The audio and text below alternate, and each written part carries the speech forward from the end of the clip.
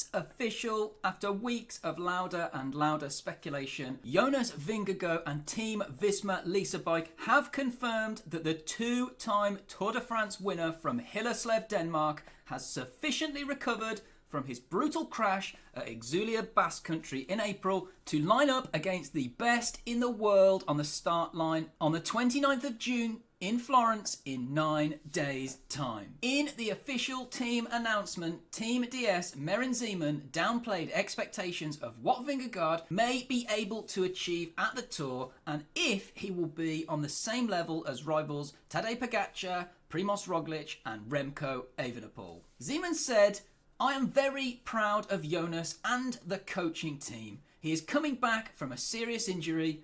In the last few weeks, he has shown what a champion he is, both mentally and physically." Of course, we don't know how far he can go yet.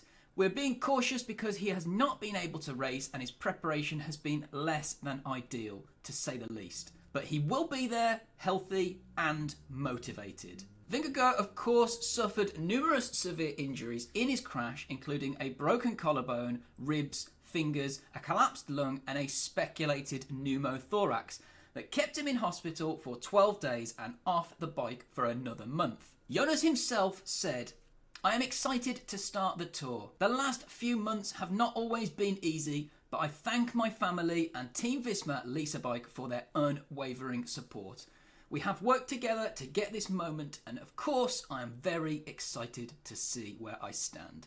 I feel good and very motivated." And he won't be alone as he'll be joined by teammate and super domestique former green jersey winner Wout van Aert, who has also been doubtful in recent months. Van Aert said, "I am really looking forward to the Tour de France. Of course, this was not the plan initially, but after my development in the last weeks, I really wanted it and the team agreed," he explained.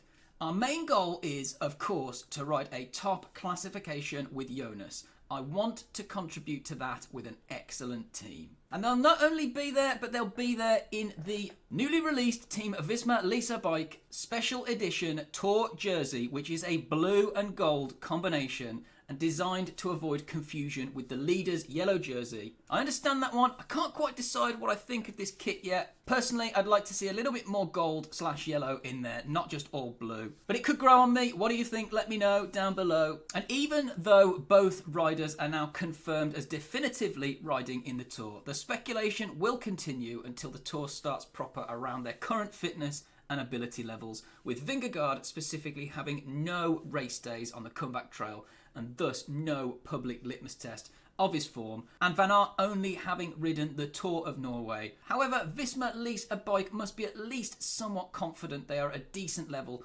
otherwise they wouldn't allow them to line up on the start line. Whether that translates to a successful bid for a third consecutive yellow jersey, or instead fighting for stages, or maybe even a support role, remains to be seen. There has been some speculation that Jonas and Wout will only be there because of a combination of sponsor pressure, wanting their top stars to be at the biggest race of the year, and the fact that the Visma Lease Bike team has been devastated by injuries and illness recently, leaving them with not many fit riders that they can field a full team with. But I'm not sure that I really believe that, seeing as they won't want to risk getting Wout or Jonas re-injured or setting them back on their recovery. And the idea that Jonas might work in favour of Matteo Jorgensen and Sepp Kuss was even dismissed on social media by Jorgensen himself, who sort of laughed at those claims. Personally, I'm massively impressed that Jonas is going to be there at all. I do think it will be very difficult for him to fight for the overall win with the level that the other contenders like Tadej Pogačar are likely to be in and the strength of his team, in addition to the fact Jonas just hasn't had very much time at all to recover to 100% after those injuries